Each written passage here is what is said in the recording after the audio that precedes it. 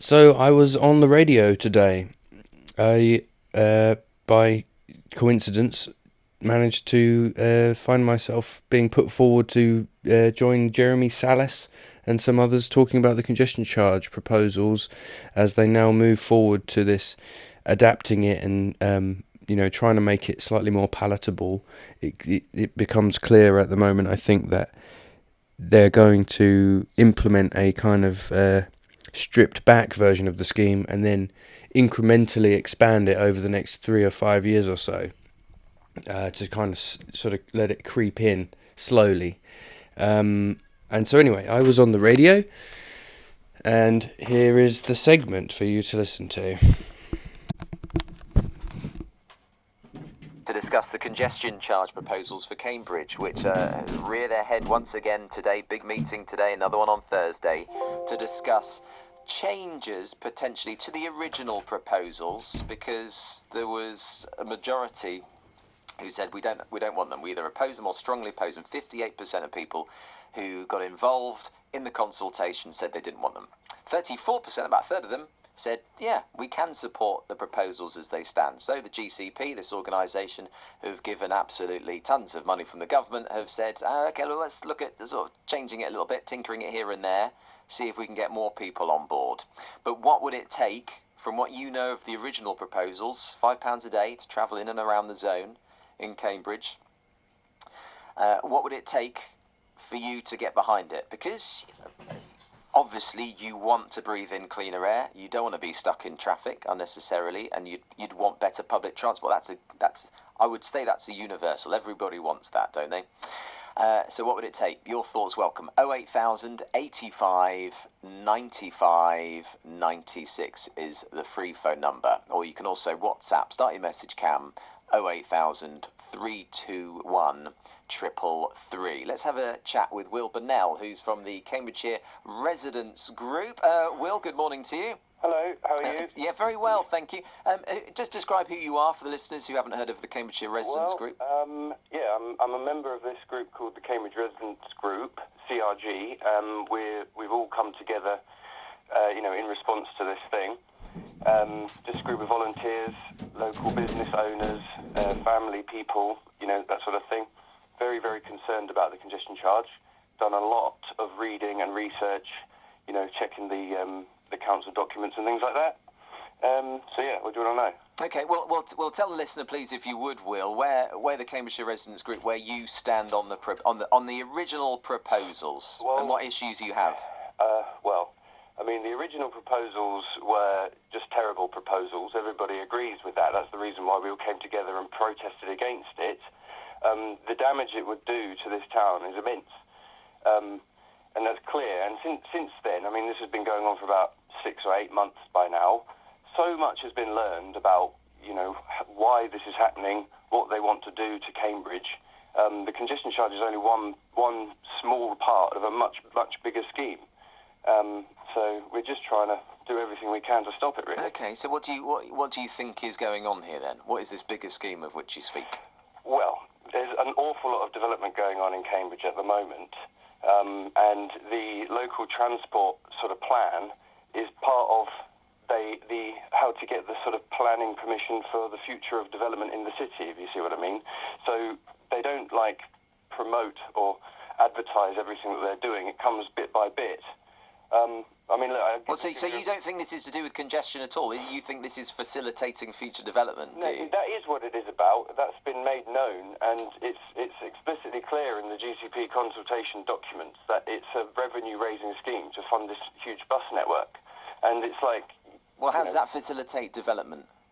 Well, it's a bit complicated, but there's this thing called the local plan, the local transport plan or something like that. I've forgotten what it's called, but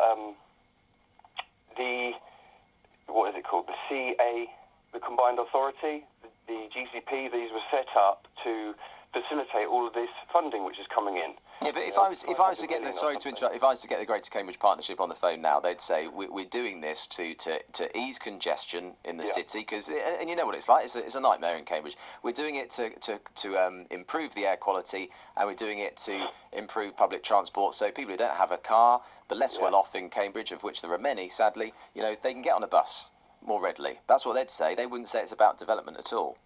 Well, I mean, this is why nobody believes a word they say, because, the congestion isn't as bad as they make it out. Most of it's been sort of manufactured or made worse by the way that they manage the roads.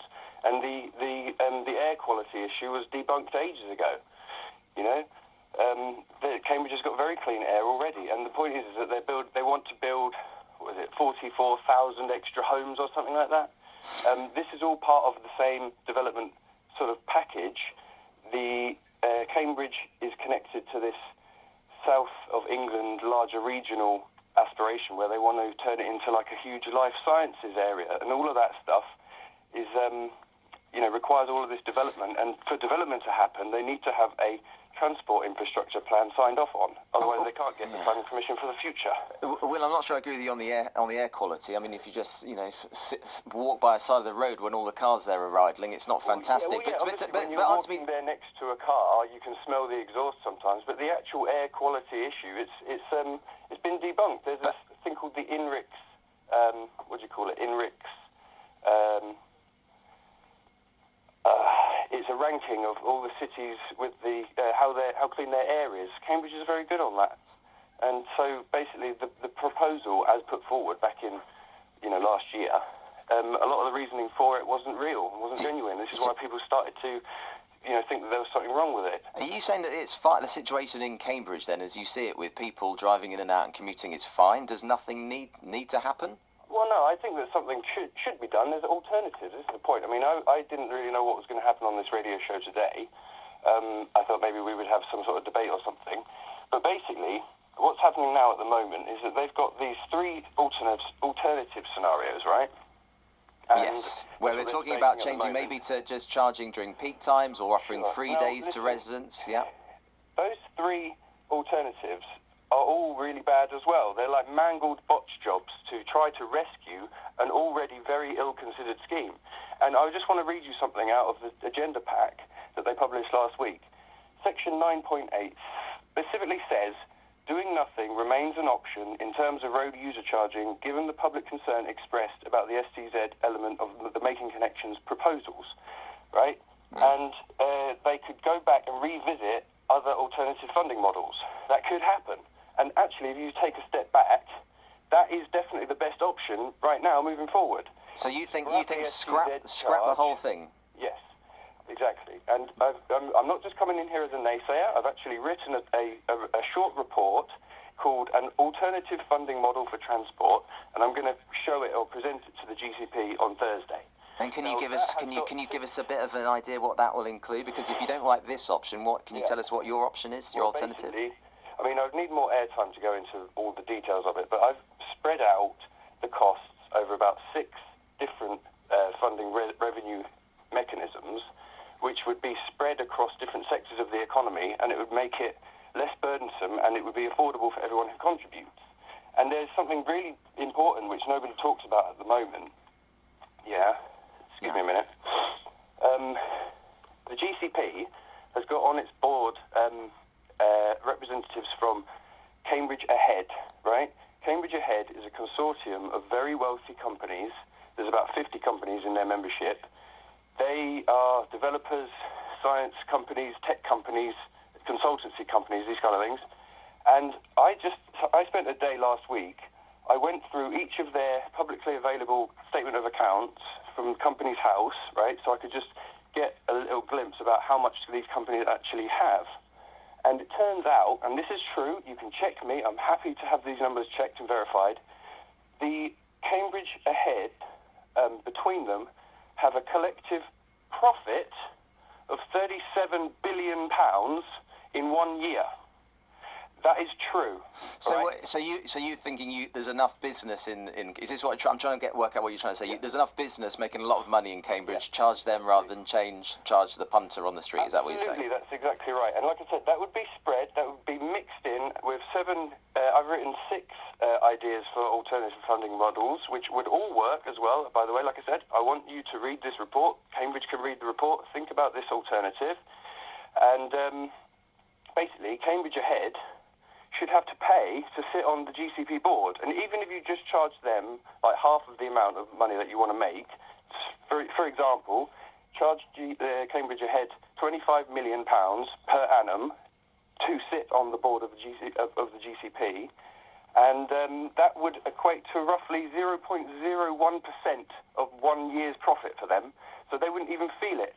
Okay, or rather the companies involved who are under the banner of that organisation. Okay, Will, thank you. We have to leave it there. I'm just putting it out there, but I mean nobody's talked about that yet. So you'd think we shouldn't even be talking about tinkering the original proposals. We should throw them out the window. Look at all the anger and all the fear and all the upset that this has caused the people of Cambridge. Yeah, that could all be spared, and we have existing frameworks, revenue-raising potential, which could be done. And the fact is that Cambridge Ahead, and the Cambridge University, by the way, as well, they don't seem to want to pay their fair share. They want to make everybody else pay it. And so what does it look like when you have a group of 50 companies who between them make £37 billion in a year? They want to force everybody to pay every day for the rest of time. Okay. Will, thank you very much indeed. That's Will Bannell. I don't think Cambridge Ahead are saying that. It's the Greater Cambridge Partnership who are behind this. But I think what Will is, and we don't have Cambridge Ahead to defend themselves, nor Cambridge University to speak to us. I mean, we can do it at a later point if they deem it necessary. But this is the Greater Cambridge Partnership who are behind this scheme. But what Will, I think, is essentially saying is there's a lot of big business in Cambridge, and there's enough money to go around to pay for improvements to public transport to relieve congestion without taking it out of the pocket of the residents in Cambridge. I believe that's what he's saying. Do you think that's what? I think that's what he's trying to say. Mm-hmm. Because it's Greater Cambridge Partnership behind this, not Cambridge Ahead. 17 minutes to 11. Very passionate. You can hear the passion. You can hear how strongly he feels about it. And there are 58% of people who are opposed, if not strongly opposed, to the original proposals, as discussed. However, there are still 34% who, with those original proposals, are happy to pay £5 a day, or more if they're driving a larger vehicle. So we can't say that everybody is against these plans. And the GCP, the Greater Cambridge Partnership, would say, well, we're doing it for cleaner air, we're doing it for less congestion in the city to make it easier for people to get in and out, for the city to move more freely, and we're doing it for better public transport. But I'm asking you, that's what the GCP say. We've heard Will and the Cambridgeshire Residents Group with their thoughts. I'm asking you, what could you get behind? Or do you agree with Will? Do you know what? Out the window. Let's start afresh. Let's think of something better. There's something better out there. Or we've come a long way down the line. Do you think, actually just change it a bit and I'd get behind it? 08000 85 95 96. Mike in March says, I loved your last caller, Will. Loved him. It's about time that corporations paid their fair share for the problem that they've helped create, says Mike. I guess I'm very good at devil's advocate, Mike. I guess I'd say, well, if you start sort of cracking down on them, they might say, do you know what, I'm going to go elsewhere and I'll take my business, and I'll take my ball and I'll go home, and I'll take it to Peterborough instead. I mean, you could do that. I'm not here to say what's right or wrong. I'm here just to be your voice piece. Sue in Cambridge says, what about tradespeople who have to carry a lot of equipment to do their job? It's not practical to use public transport to do that. Also, will the people who work for the GCP be exempt from paying the charge? Michael in Peterborough says, I have a heart condition, so I travel to the Royal Papworth in Cambridge regularly. If we get a congestion charge on top of the cost of parking there, then that is ridiculous. Well, Michael, one of the suggestions of tinkering these original proposals is... Anyway, there you go. You get the idea with that. There was my little segment on the Jeremy Sallis show. For what it's worth, I thought it was quite nice. And there is actually a report that I've written, and I am going to try to present it to the GCP on Thursday. If they don't take it, that's up to them, but I'll make it public anyway. So you can see that later on.